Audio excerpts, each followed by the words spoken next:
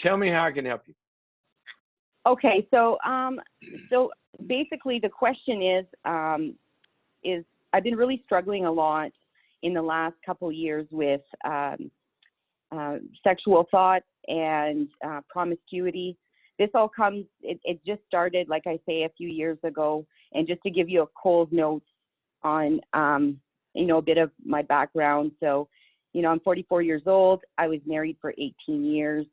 My husband cheated on me, and then that dissolved the marriage there. I was raised by a single mom in a Christian home.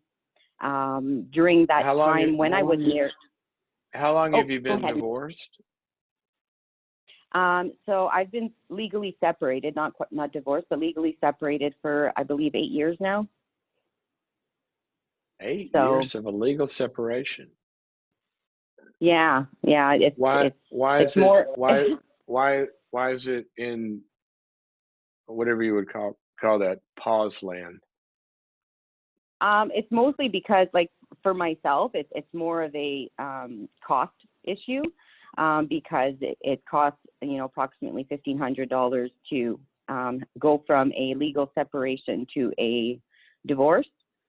And so I just signed to have the legal separation so that, so that the documents would show that I can go back to my previous status. And he's moved on. He's, I have no interest at all in renewing that relationship. He has someone else, the person that he was unfaithful with, and they have a child now together. So it's more of a cost thing to get the divorce.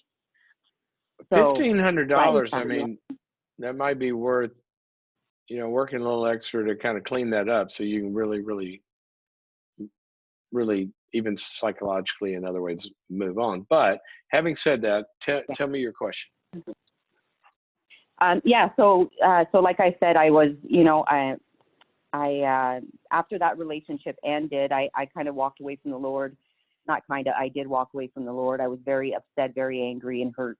And a betrayal like that can do a lot of things to you. Oh, yes. And so I was a mess. I ended up,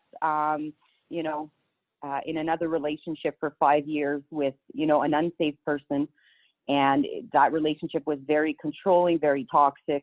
I completely lost myself in that relationship. I finally, after months of counseling, got the guts to tell the person to leave. And I haven't looked back since.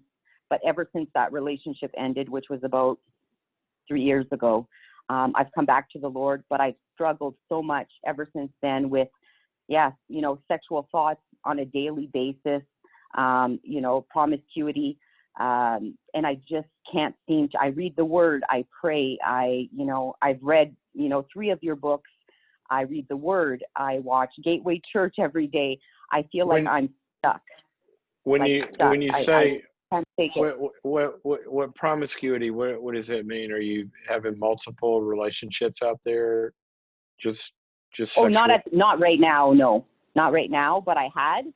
And with that comes, the thoughts that, that I'm ashamed of every day. I feel like I'm fighting these thoughts, and I can't seem to, the word says, think on these things. And I try to do that. And I just, it's a constant battle. Well, what are the thoughts? Like the constant need of a man. I don't know why.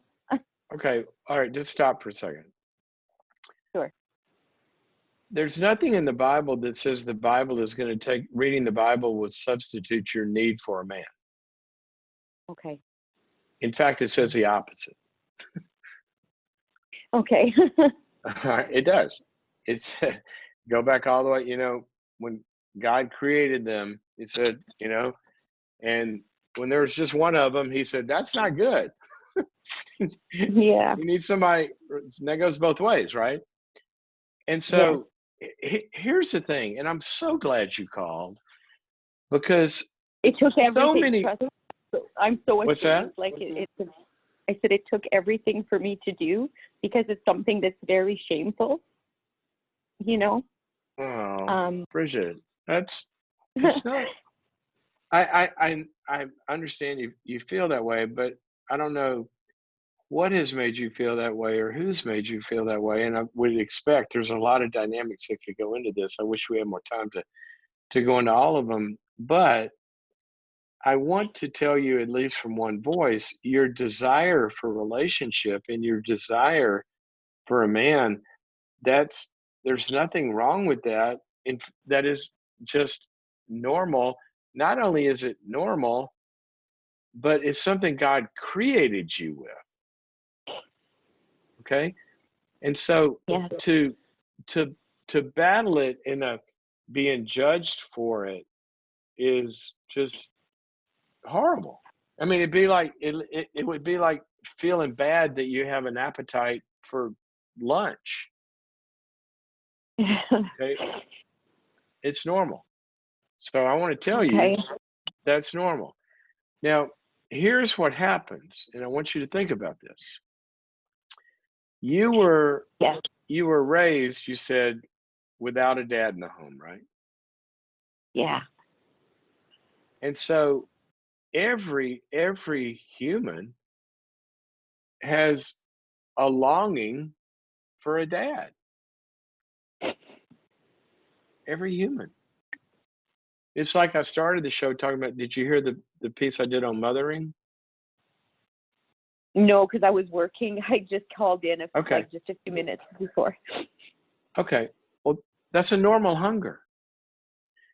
And in a good scenario, there's a dad that's there to fill that hunger and that longing for this, you know, man's love. And it's not sexual, right? Yes. Mhm. That's a normal thing that we all need.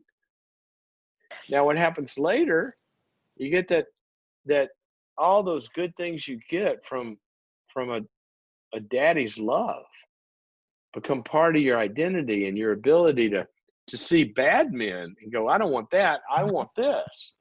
See, it's being with good love that helps us recognize counterfeit love.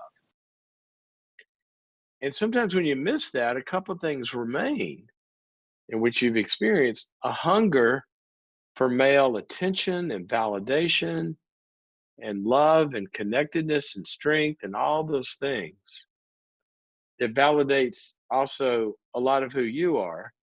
You have this hunger for that. And a lot of times you get to be an adult or even a teenager, and the only place to find that is when somebody comes along and offers it in many times sexual ways. And you see this all the time that women will find themselves prey to not good men, and they're really giving away their bodies just to get love, and the man is not showing up with love. Yes. It's just hurtful shallowness, right? So I say Yes. all this to say this, that many times an over what you're experiencing is this hunger, this what's coming out in a sexualized desire. Obviously, a lot of that's just normal, but sometimes our needs can get over sexualized because we've learned to meet that deeper need, which is really for male validation and love, to sexualize it. And that's kind of the way the fantasy world is going to meet it. And I would want you to do this. I would want you to first of all take a lot of that desire and interpret it as, you know what, I just need some men in my life that love and start to get that hunger met. And primarily that should be done first developmentally. The way this goes, that should be done in a family non-sexual way, just like it is Right. when we grow up. So I would want you to find a setting with some really good men that are off limits and Okay.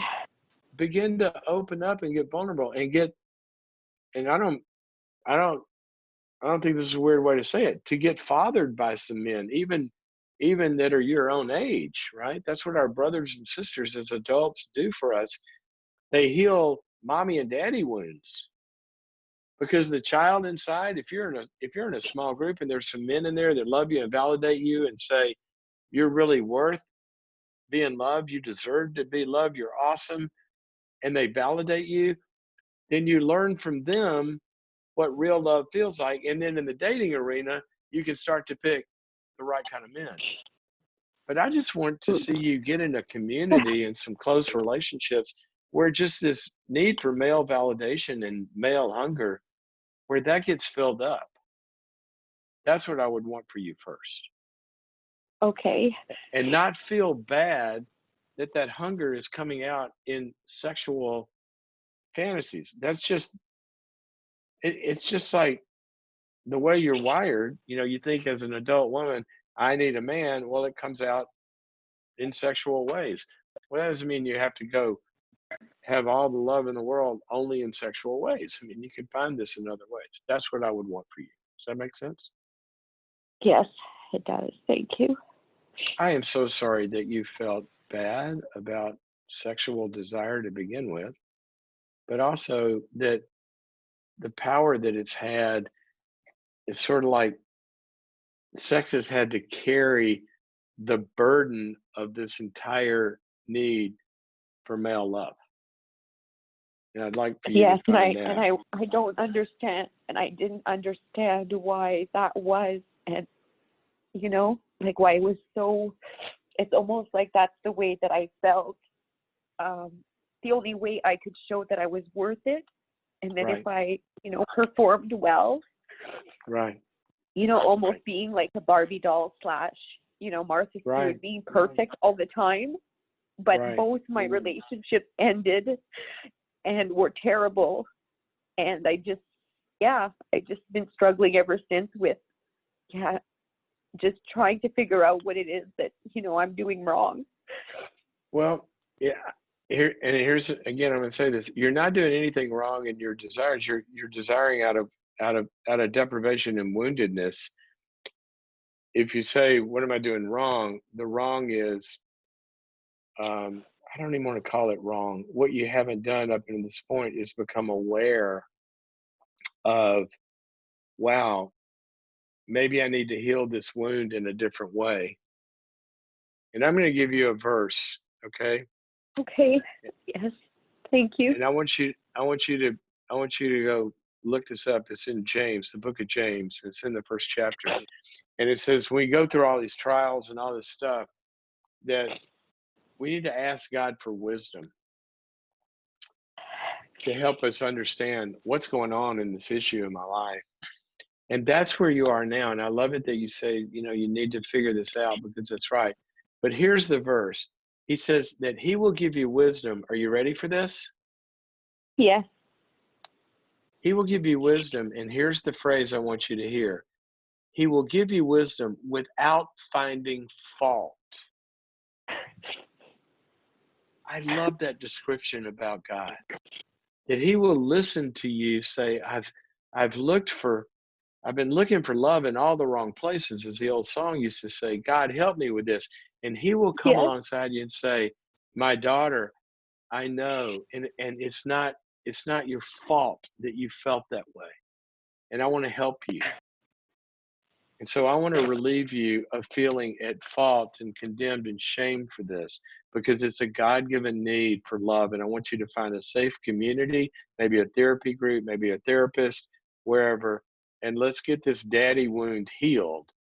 And then you'll Yes. be able to offer all that you bring to a good man. Yes. It's more than just sex, right? Yes. Okay. I've got to run. I wish we could Thank talk you longer, so but much. I really thank appreciate it. well, God bless you, and may He come alongside you and heal you of this. Thank Thank you you. for your call.